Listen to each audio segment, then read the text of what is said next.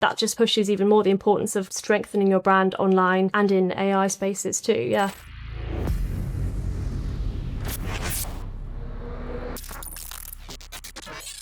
Hi there and welcome to From Ideas to Results. I'm joined by Kitty from our content team here at Sleeping Giant Media, and we're diving into all the things that are happening in the world of content. First topic we are looking at is AI engines are increasingly hallucinating URLs. Talk us through what that is. This is mainly for kind of error pages, but what we're seeing is that AI engines like ChatGPT are hallucinating kind of 404 pages, error pages in 2.38% of cases. So when you search for something and you click on a link, 2.38% of the time, that will be either a 404 page, so not where you thought you were going to go, or a fake page, a URL that sounds like it's plausible, but it actually doesn't exist. It's a hallucination. Why is it hallucinating? Yeah. In the case of ChatGPT, that's all to do with its training data. So it's not live search data. Google's AI mode hallucinates links way less. It's 0.15% of the time. But ChatGPT specifically, we have to think critically about it. It's based on slightly historic data. So some of the URLs that it's serving up as sources might not exist anymore because websites might have taken them down. They might have got blocked for whatever reason. And that's why it's important to think about other AI usage. So but if you're doing research and things and you want credible sources, it's much better to look at AIs like Perplexity and Tavaly is a tool that we use that's really hot on accurate live search, live data. Just think critically about the AI that you're using. Don't default to GPT because, as we're seeing, it's not the best fitted to deep live research, I suppose. Yeah. And then, in terms of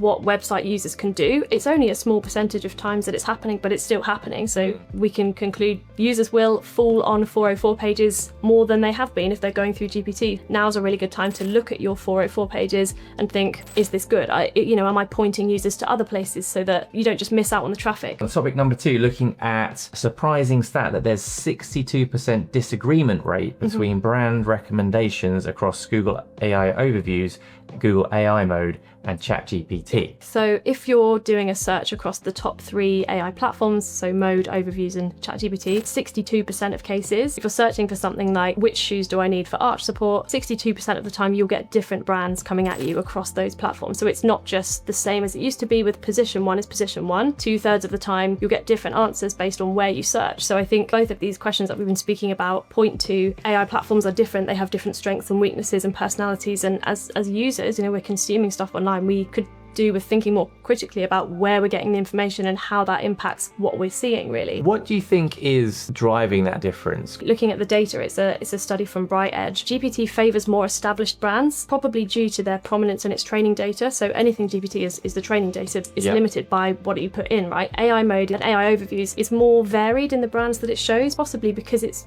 based on live search data. Yeah. And do you think there's any difference in also the preference? For example, if you're using ChatGPT, it's got memory that's then stored, so it's got an understanding of your preferences, and obviously from Google's perspective it's got similar. Do you think there's anything that potentially play a factor in this? Yes, I mean, speculating at this point. I think if it's if you're in the same conversation, then yes, but I'm not sure about over time. It's kind of hard to say at this point because we don't know fully how much information these different AI platforms retains on you and serves that up at different timelines. It's hard to say. I can't judge. No, that's interesting. And so what do we need to kind of consider from optimization perspective here? What do we need to do? So I think it would be easy to say that this is really scary, and that now how do we win if the goalposts are being moved, if every different search is producing different results? But I think it's probably better for our sanity to look at it more as an opportunity to say, now our SEO strategy just needs to be really flexible. We can't just look at AI engines and platforms as a monolith, saying it has to be flexible enough to accommodate for different AI platforms having different personalities. You have to consider GPTs based on training data. AI mode is based on more live search. You have to understand those nuances now. There is something now called AI native brand discoverability